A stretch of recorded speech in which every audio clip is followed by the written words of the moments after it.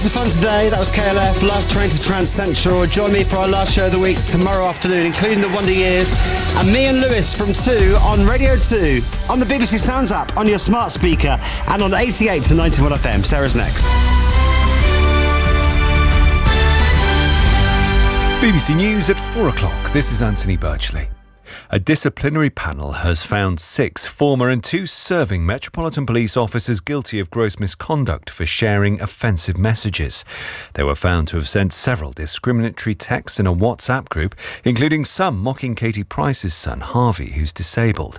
They'll be sanctioned tomorrow.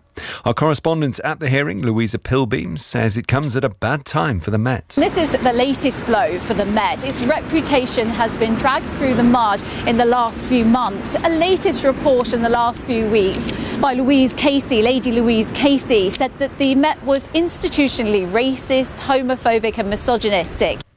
President Biden says the authorities in the US are getting closer to finding out who leaked a trove of classified documents, some of which contain sensitive details about the war in Ukraine. Speaking to reporters during his 3-day tour of Ireland, Mr. Biden played down the importance of the files. There is a full-blown investigation going on, as you know, with the intelligence community and the Justice Department, and they're getting close. I don't have an answer. How concerned are you about this leak?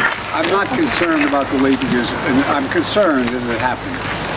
But there's nothing contemporaneous that I'm aware of that is of big consequence. Are you concerned about relationship with allies?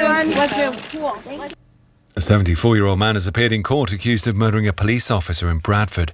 Pirandita Khan, who was extradited to the UK from Pakistan, is alleged to have killed Sharon Beshanivsky in 2005. He was remanded into custody ahead of a Crown Court appearance next week. Accident and emergency departments in England have had their busiest winter since records began. Official figures show there have been 8.3 million attendances over the past 4 months. That's 40,000 more than the previous high. The overall waiting list for operations and other pre-planned procedures has also increased slightly to 7.2 million people. Bad weather has forced the European Space Agency to delay today's launch of one of its most ambitious ever missions. The Jupiter Icy Moons Explorer, also known as JUICE, is now scheduled to take off from the European spaceport in French Guiana tomorrow. Stefan Israel is the chief executive of Arianespace, which provides the launch service for the ESA. You have 2 reasons not to lift off: high altitude winds or risk of lightning. High altitude winds were okay. There was a risk of lightning, so now you see a red on the screen. What is important is that the launcher and JUICE are in stable configuration and in full security.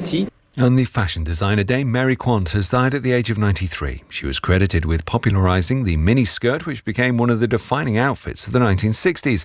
Her clothes were worn by celebrities including Cilla Black and Twiggy.